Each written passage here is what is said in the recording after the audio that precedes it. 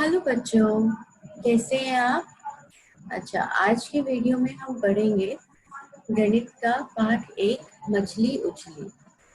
और इस पाठ का हम तीसरा भाग अपनी तीसरी वर्कशीट में पढ़ेंगे। आपने पुराने भागों में स्थानीय मान, जमा घटा गुणा और अनुमान लगाना और सबसे बड़ी संख्या, सबसे छोटी संख्या, ये सब बनाना सीखा था। तो कुछ सवाल आपने अनुमान लगाने के वर्कशीट 2 में किए थे, लेकिन कुछ आपको अनुमान लगाने के क्वेश्चंस जो हैं वो आपको वर्कशीट 3 में करने हैं। तो आपको ये एक्सरसाइज, ये वर्कशीट शुरू करने से पहले कुछ और प्रैक्टिस करनी होगी। कुछ एक्सरसाइजेज आपको प्रैक्टिस करनी होंगी घर में, जो मैं अभी बता देती हूँ आपको। आपके घर में बहुत सारी चीजें होंगी आसपास। जब आप देखेंगे किसी थैली में कोई सब्जी रखी होगी, कहीं कोई किताब होगी, और कहीं पे कोई कपड़ों की ढेरी पड़ी होगी, कहीं किसी का बस्ता होगा, नहीं तो आपका ही अपना बस्ता होगा। तो आप उन सबको अपने माता पिता को बोलेंगे उठाने के लिए और फिर उसके वजन का अनुमान लगाने के लिए। और जब वो आपको बताएंगे, उसके बाद आपको उसे उठा के देखना, फिर सोचना, आपको समझना है कि अच्छा, अगर पापा बोल रहे हैं कि 1 किलो सब्जी है, तो उसे उठा के देखेंगे कि 1 किलो कितना भारी आपको फील होता है। इसके अलावा अलग अलग सामान को आप उठा के देखेंगे और अपने आप से एक्सपीरियंस करेंगे कि कोई वेट जो है वो कितना हेवी होता है। अगर 1 किलो की चीज़ है तो वो कितनी भारी है, 2 किलो की है तो वो कितनी भारी है, 500 ग्राम की है तो वो कितनी भारी है। अलग अलग चीज़ों से ही आप एक्सपीरियंस करने की कोशिश करेंगे। इसके अलावा जब आप ये वजन वाला एक्सरसाइज कर लेंगे, इसके बाद आपको अपने आसपास रखी चीज़ों की लंबाई को भी अपने माता पिता की मदद से अनुमान लगाना है कि कोई चीज़ कितनी लंबी है, कितनी छोटी होगी। जो चीज़ें आपके हाथ के लगभग 2 गुने साइज की हैं या उससे कम है, उन्हें आप इंचेस में नापेंगे। 1 इंच, 2 इंच, 3 इंच। और जो आपके हाथ के 2 गुने से बड़ी चीज़ें हैं, आप उनको फुट के माप में नापेंगे। जैसे ये नापने के लिए हम अलग अलग तरह के मेजरमेंट स्केल्स यूज करते हैं, इंचेस और सेंटीमीटर और मीटर और किलोमीटर। किलोमीटर तो आप नहीं इस्तेमाल करेंगे क्योंकि वो तो बहुत ही लंबी चीज़ों के लिए या बहुत ही लंबी दूरी के लिए हम उसको इस्तेमाल करते हैं। तो आप अपने घर में अभी रखे हुए सामान को मेजर करने के लिए सिर्फ फुट और इंच का इस्तेमाल करेंगे।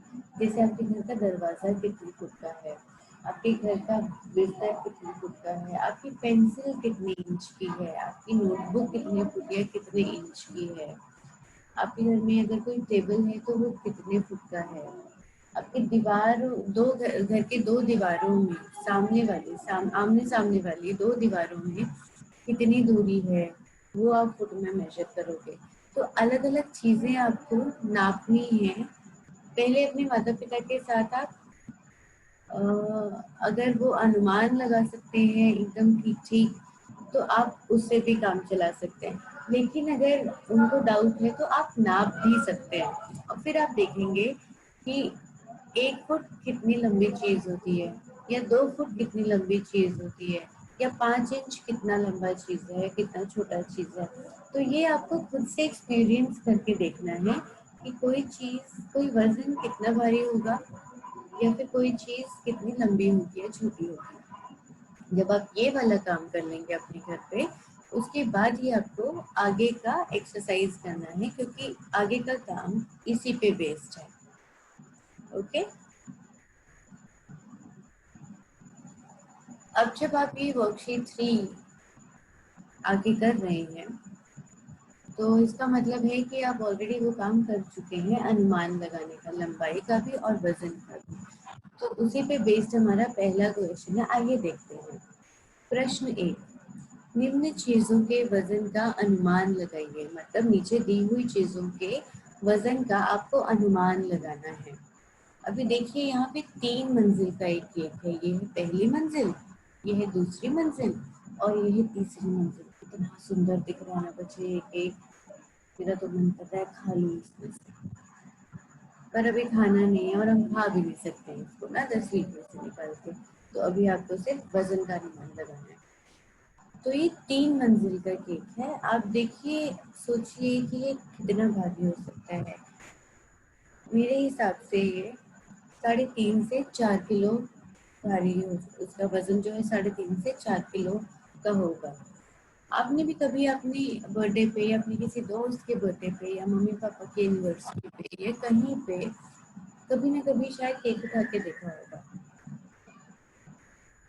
तो अगर आपने खुद एक्सपीरियंस किया है तो आप ये बता पाएंगे कि ये जो केक है ये कितना भारी होगा।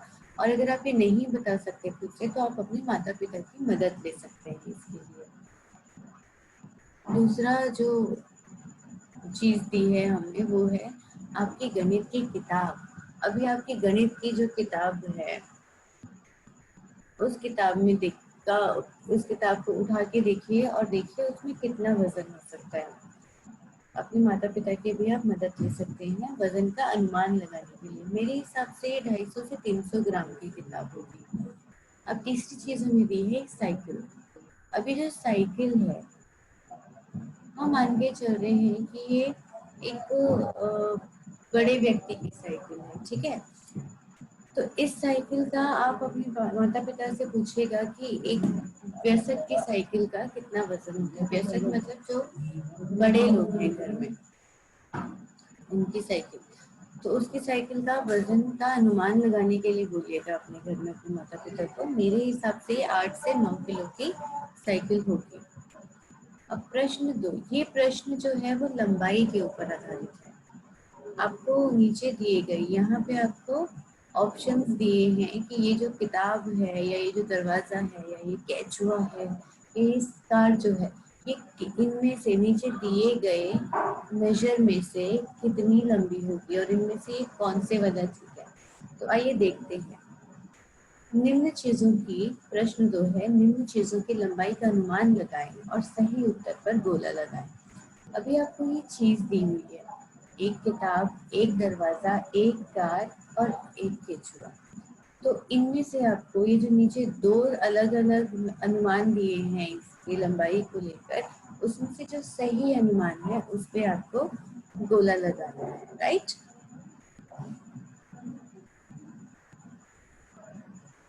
तो अगर हम किताब की बात करें तो किताब कितनी लंबी हो सकती है, 1 फुट होगी कि 1 इंच होगी। अभी 1 इंच, जब आपने ये पहली एक्सरसाइज की घर में कि 1 इंच या 1 फुट कितना लंबा होता है, तो आप समझ गए होंगे कि 1 इंच की किताब तो हो नहीं सकती। तो मेरे हिसाब से ये 1 फुट जो जवाब है ये सही है।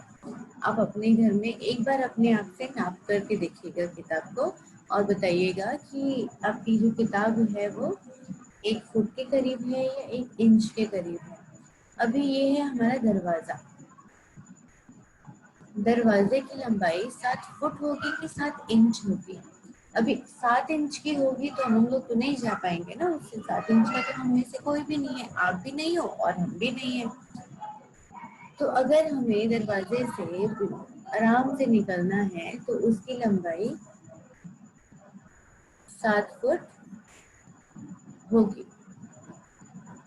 एक कार, अब आप कार का अनुमान लगाएंगे कि कार जो है वो 10 फुट होगी या 10 इंच होगी। 10 इंच कार खिलौने वाली कार हो सकती है, लेकिन अगर हम बड़ी कार की बात कर रहे हैं तो वो 10 फुट लंबी हो सकती है। अब आपको यहाँ देखना है कि आप खिलौने वाली कार का लिख रहे हैं या बड़े वाली कार जिसको लोग चलाते हैं। तो अगर खिलौने वाली कार है तो 10 इंच भी सही है, ये 10 इंच भी सही होगा अगर खिलौने वाली कार है। और अगर बड़े व्यक्ति वाली कार है तो 10 फुट होगा। तो आप यहाँ पे पहले डिसाइड करिए कि आप कौन सी कार के बारे में लिख रहे हैं, राइट। तो मैं यहाँ पे बड़े जो व्यक्ति होते हैं उनकी कार का अनुमान लगा रही हूँ कि वो होगी करीब 10 फुट लंबाई। अब अगला सवाल है केचुआ। वो बारिश हो गई है, हर जगह केचुए केचुए दिखते हैं, मिट्टी में से निकल आ रहे हैं, इतने गंदे दिखते हैं ना केचुए। तो ठीक है, हमें लंबाई का अनुमान लगाना है इसकी। अब केचुआ 4 फुट होगा तो बहुत लंबा होगा, मैं तो घर से बाहर नहीं निकलूंगी अगर बाहर केचुआ कहीं हो तो केचुआ तो छोटा सा होता है। तो आप बताइए, ये सोचिए कि ये 4 इंच का हो सकता है कि 4 फुट का हो सकता है। 4 फुट का होगा तो मतलब आपसे लंबा होगा, तो आपसे तो लंबा नहीं होता ना, आपके तो हाथ के जितना होता है या उससे भी छोटा होता है।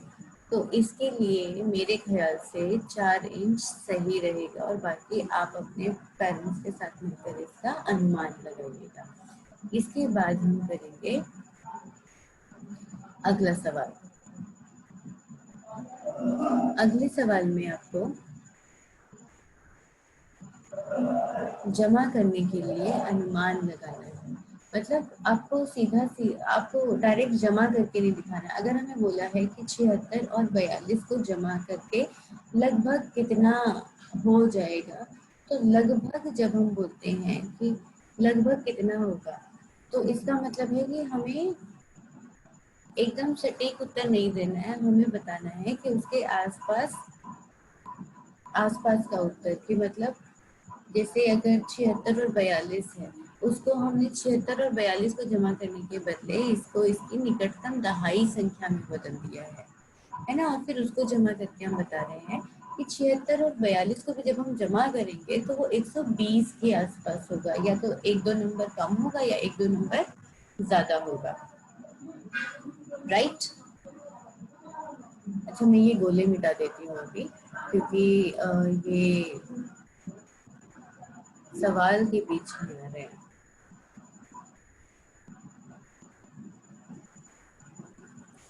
ओके, तो ये जो प्रश्न है, इसमें सभी प्रश्नों में आपको निकटतम दहाई में बदलना है संख्याओं को, और उसके बाद उन्हें जमा करना है। इकाई की संख्या को इकाई से जमा करना है, और दहाई की संख्या को दहाई से जमा करना है, और फिर उत्तर लिखना है।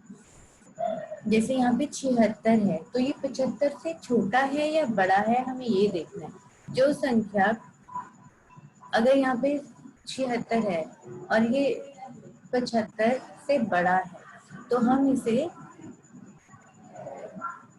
बड़ी संख्या, बड़ी दहाई संख्या में बदलेंगे। जैसे 76 को कर दिया हमने 80, लेकिन अगर ये 74 होता तो मतलब ये 75 से छोटा है, तो फिर हम इसे 70 में बदल देते, इसकी निकटतम दहाई संख्या होती फिर 70। अभी जैसे ये 42 है, तो 42 40 के ज्यादा करीब है, और 50 से इसका काफी ज्यादा डिफरेंस आएगा। तो हमें ये देखना है कि कोई भी संख्या दोनों दहाई संख्याओं में से किसके पास है और किसके ज्यादा दूर है। तो 42 जो है वो 40 के ज्यादा करीब है, और इसकी दहाई संख्या 50 भी हो सकती है और 40 भी हो सकती है। तो अगर हम 50 लिखते अगर ये 45 से ज्यादा होता, क्योंकि ये 42 है मतलब 45 से कम है, इसीलिए हमने यहाँ पे दहाई संख्या इसकी लिखी है 40। और जब हमने इसको जमा किया, अब जब हम दहाई संख्या में बदल लेते हैं तो ये बहुत आसान हो जाता है। तो अब हम इसको ऐसे ही जोड़ सकते हैं, ओरली जोड़ सकते हैं कि 80 के बाद आएगा 90, 100, 110, 120। तो 80 में हमें 40 जब जमा करने हैं तो वो हम बिना कागज और पेन इस्तेमाल किए भी कर सकते हैं। तो हम ये वाला क्वेश्चन देखते हैं। अब 81 है, ये 81 85 से बहुत छोटा है, तो मतलब ये 80 के ज्यादा करीब है। लेकिन अगर ये मान लो 86 होता, 87 होता, 88 होता या 89 होता, तो ये 90 के ज्यादा करीब होता, तो हम यहाँ पे 90 लिखते।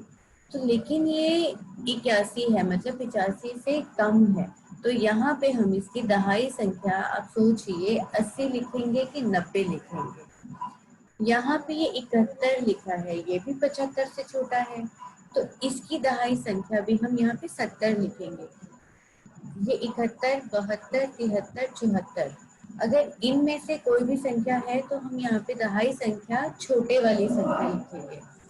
अगर ये 75 से बड़ा होता, मतलब 76 होता, 77 होता, 78 होता और 69 होता, तो यहाँ पे हम 80 लिखते और उसको फिर हम जमा कर देते। इकाई संख्या के नीचे इकाई संख्या, दहाई संख्या के नीचे दहाई संख्या, और फिर उसको जमा कर देंगे। ऐसे ही यहाँ पे। और अगर मान लो कहीं पे अगर यहाँ पे 81 के बदले 85 होता, तो हमारी चॉइस है वो कि हम बड़ी दहाई संख्या लिखना चाहते हैं कि छोटी दहाई संख्या लिखना चाहते हैं। इसकी बड़ी दहाई संख्या होगी 90 और छोटी दहाई संख्या होगी 80। तो आपको ये सारे प्रश्न अपने आप से करने हैं। 81 की दहाई संख्या क्या होगी? 80। 47 की दहाई संख्या क्या होगी? 50, क्योंकि ये 45 से ज्यादा है। 56 की दहाई संख्या क्या होगी? 60, क्योंकि ये 55 से ज्यादा है। 29 की दहाई संख्या क्या होगी? 30, क्योंकि ये 25 से ज्यादा है और 30 के बहुत करीब है। 47 की दहाई संख्या 50, 24 की दहाई संख्या 20, 55 की दहाई संख्या। अब 55 को हम दोनों ही दहाई संख्याओं में किसी के भी हम 55 वाली दहाई संख्या को 50 भी लिख सकते हैं और हम 60 भी लिख सकते हैं, ये हमारी चॉइस है। तो आप यहाँ पे 60 भी लिख सकते हैं, 55 भी लिख सकते हैं, आप अपनी मर्जी से। अब ये 12 लिखा है यहाँ पे, ये तो 15 से बहुत कम है ना? तो यहाँ पे इसकी दहाई संख्या हो जाएगी 10। 74 है तो 74 की दहाई संख्या हो जाएगी 70, और 29 की दहाई संख्या जैसे हमने यहाँ देखा था ये 30 के बहुत करीब है, तो ये भी 30 के बहुत करीब है, तो इसकी दहाई संख्या हो जाएगी 30। ओके। अगर आपको इन सवालों में कोई भी कठिनाई आए तो आप हमको फोन करके भी पूछ सकते हैं। ओके बच्चे। अब हम चलते हैं प्रश्न 4 पर। बिशन के पिता एक मछुआरे हैं। बिशन मछलियां पकड़ने में पिता की मदद करती है। उनके पास एक नाव है जो 1 घंटे में 2 किलोमीटर की दूरी तय करती है। इस नाव की मदद से बिशन और उसके पिता एक दिन में 5 किलोग्राम मछलियां पकड़ते हैं।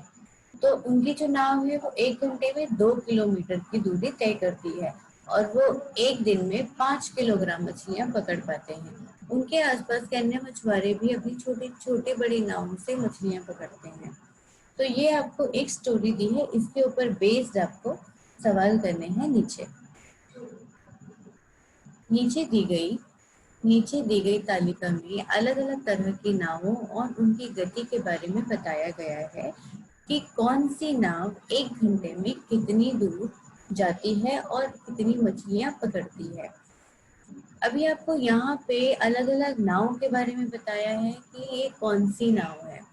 फिर यहाँ पे बताया है कि ये नाव 1 घंटे में इतनी मछली पकड़ती है और इतने किलोमीटर प्रति घंटे की रफ्तार से चलती है, मतलब 1 घंटे में ये 4 किलोमीटर चलती है। लंबी पूंछ वाली नाव, ऐसी नाव जिसकी बहुत लंबी सी पीछे पूंछ जैसी बनी हुई है। ये 1 घंटे में 600 किलोग्राम मछली पकड़ती है और ये नाव 1 घंटे में 12 किलोमीटर की दूरी तय करती है। मोटर बोट 800 किलोग्राम मछली पकड़ती है 1 घंटे में और ये 20 किलोमीटर की दूरी तय कर लेती है 1 घंटे में। मशीन बोट 6000 किलोग्राम मछली पकड़ लेती है 1 घंटे में और 21 किलोमीटर प्रति घंटे की रफ्तार से चलती है, मतलब 1 घंटे में 21 किलोमीटर की दूरी तय कर लेती है। तो यहाँ पे मछलियों की जो वेट है वो भी बढ़ता जा रहा है और दूरी का जो ट्रैवल करना है कि कितनी दूर तक वो ट्रैवल कर पाती है 1 घंटे में, वो भी बढ़ रहा है। तो अब हमें इसके ऊपर बेस्ड, इस इंफॉर्मेशन के ऊपर बेस्ड सवाल आगे नीचे करने हैं। अब इसका पहला भाग है 7 घंटे में हर नाव कितनी मछलियां पकड़ेगी। अब एक घंटे में कौन सी नाव कितनी मछली पकड़ती है ये भी हमें बताया है। अब हमें इसकी मदद से बताना है कि 7 घंटे में कितनी मछली पकड़ेगी। अगर सोचिए आप 1 घंटे में एक नाव सिर्फ एक मछली पकड़ती है तो 2 घंटे में कितनी पकड़ेगी? 2। 3 घंटे में कितनी पकड़ेगी? 3। 4 घंटे में कितनी पकड़ेगी? 4। 5 घंटे में 5। 6 घंटे में 6। 7 घंटे में 7। 8 घंटे में 8। और ऐसे ही हम कितने भी घंटे के लिए निकाल सकते हैं कि वो नाव कितनी मछलियां पकड़ेगी। लेकिन यहाँ पे कितनी मछली की बात नहीं हुई, यहाँ पे कितने किलो की मछली, कितने किलोग्राम मछलियां, इस बारे में हमने बात की है।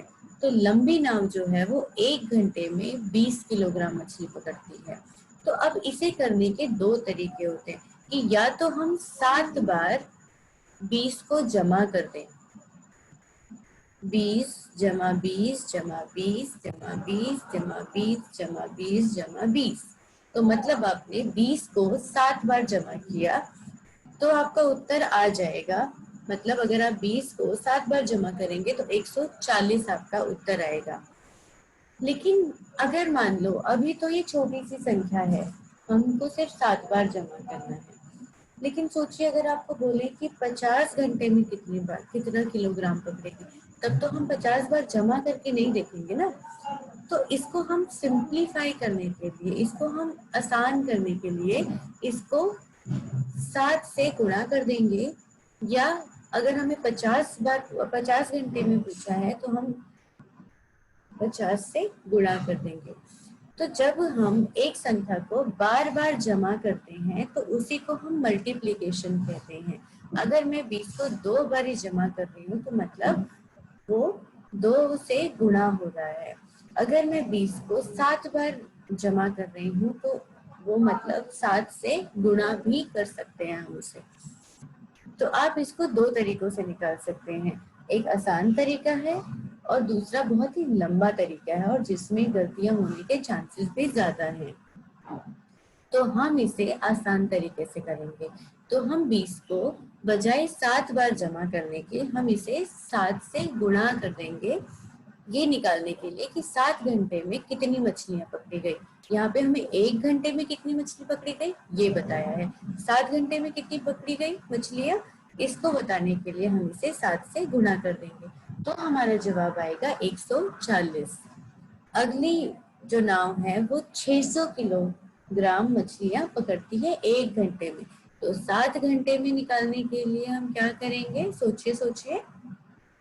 हम 600 किलो को 7 से गुणा कर देंगे। हम 600 को 7 बार जमा भी कर सकते हैं, लेकिन ये बहुत ही मुश्किल टास्क हो जाएगा जब हमारा नंबर 7 के बदले 10 हो जाएगा या 25 हो जाएगा या 50 हो जाएगा, 57 हो जाएगा, या ऐसे जब हमारी संख्या बढ़ती जाएगी हमें बार बार जमा करना मुश्किल होता जाएगा।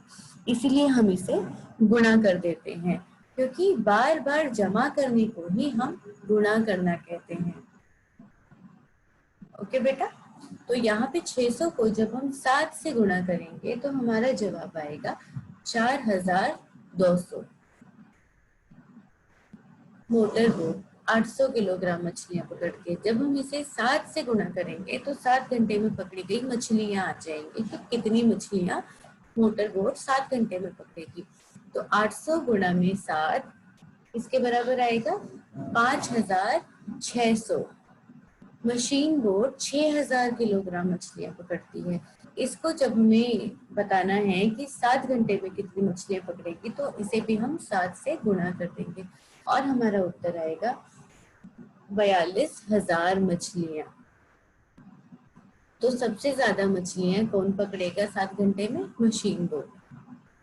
अब हमारा अगला सवाल है कि हर नाव 6 घंटे में कितनी दूरी तय कर सकती है, और 1 घंटे में ये जो नाव है कितनी दूरी तय करती है ये हमें यहाँ पे बताया गया है। इसकी मदद से हमें बताना है कि 6 घंटे में कितनी दूरी तय करेगी। तो अगर आप 1 घंटे में 2 किलोमीटर का फासला तय करते हैं तो 2 घंटे में कितना करेंगे?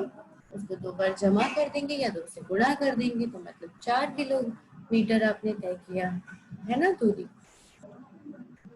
ऐसे ही हम यहाँ पे निकालते हैं कि अगर लंबी नाव 4 किलोमीटर की दूरी तय करती है 1 घंटे में, तो 6 घंटे में वो 4 गुना 6 की दूरी तय करेगी, मतलब 24 किलोमीटर की दूरी।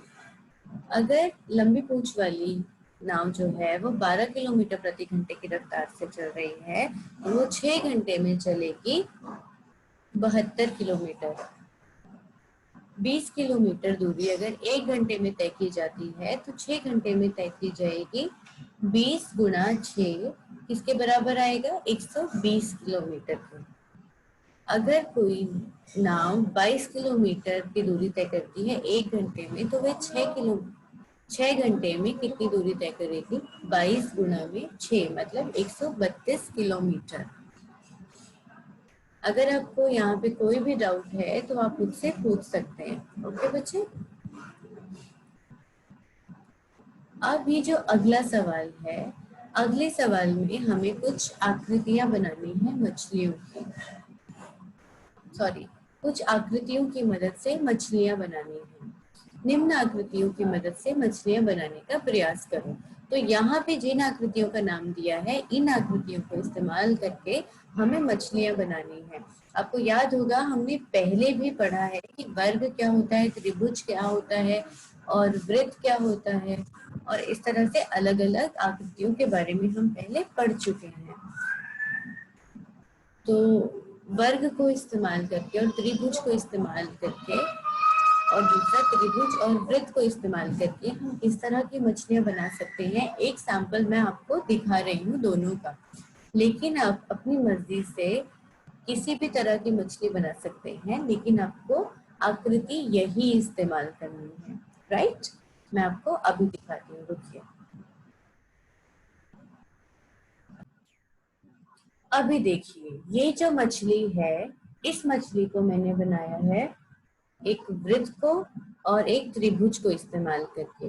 अगर आप ये वाला वृत्त यहाँ से पीछे कर दें, सॉरी ये वाला त्रिभुज अगर हम यहाँ पे हटा दें, इसकी जो पूंछ मैंने बनाई है मछली की, तो ये पूरा का पूरा आपको त्रिभुज नजर आएगा, क्योंकि इसकी 3 भुजाएं हैं। पहली भुजा, दूसरी भुजा और तीसरी भुजा। और ये जो इसकी बॉडी है, मछली की बॉडी जो है, ये हमने बनाई है वृत्त से। अगर आप इस त्रिभुज को हटाएंगे तो ये आपको पूरा का पूरा वृत्त नजर आएगा। वृत्त मतलब गोला नजर आएगा। तो गोले से मतलब वृत्त से मैंने इस मछली की बॉडी बनाई है और त्रिभुज से मैंने इस मछली की पूंछ बनाई है। तो आप किसी और तरह से भी इन दोनों आकृतियों को इस्तेमाल करके मछली बना सकते हैं। अब मैं आपको दूसरी मछली दिखाती हूँ। ये देखिए, ये है हमारी दूसरी मछली। इस मछली को बनाने के लिए मैंने वर्ग और त्रिभुज का इस्तेमाल किया है। तो त्रिभुज जो हमने पहले भी देखा था, 3 भुजाओं वाला त्रिभुज और 4 भुजाओं वाला वृत्त। अब 4 भुजाएं तो अलग अलग किसी भी आकृति की हो सकती है, पर इसमें वृत्त में ये खास बात है कि इसकी चारों भुजाएं, ये वाली भुजा, ये वाली भुजा, ये वाली भुजा और ये वाली भुजा, ये वाली जो इसके पीछे से होके आ रही है, ये चारों की चारों बराबर हैं। और इन भुजाओं के बीच में, इस वाली और इस वाली भुजा के बीच में 90 डिग्री का कोण बन रहा है। इसमें भी, यहाँ पे भी और यहाँ पे भी और यहाँ पे भी। तो दो समीप जो भुजाएं हैं, एडजेसेंट जो भुजाएं हैं, उनके बीच 90 डिग्री का कोण हो और चारों भुजाएं बराबर हो, तो वो वृत्त कहलाता है। तो वृत्त को इस्तेमाल करके मैंने ये मछली बनाई है, वृत्त और त्रिभुज को इस्तेमाल करके। वर्ग, आई एम वेरी सॉरी बच्चों, मैंने इसे वृत्त बोला, लेकिन ये वर्ग है। वर्ग को इस्तेमाल करके, वर्ग और त्रिभुज को इस्तेमाल करके मैंने ये वाली मछली बनाई है, और वृत्त और त्रिभुज को इस्तेमाल करके मैंने पहले वाली मछली बनाई थी, जो मैंने आपको पहले दिखा दी है। तो आज का हमारा ये वर्कशीट जो है वो यहीं खत्म होता है। मैं दोबारा आऊंगी आपके पास नए काम को लेकर, नई लर्निंग को लेकर। तब तक के लिए आप खुश रहिए और बाहर मत जाइए, और सैनिटाइज करते रहिए खुद को, बार बार साबुन से हाथ धोते रहिए। हम फिर मिलेंगे अगले वीडियो में। Bye, take care, Tata.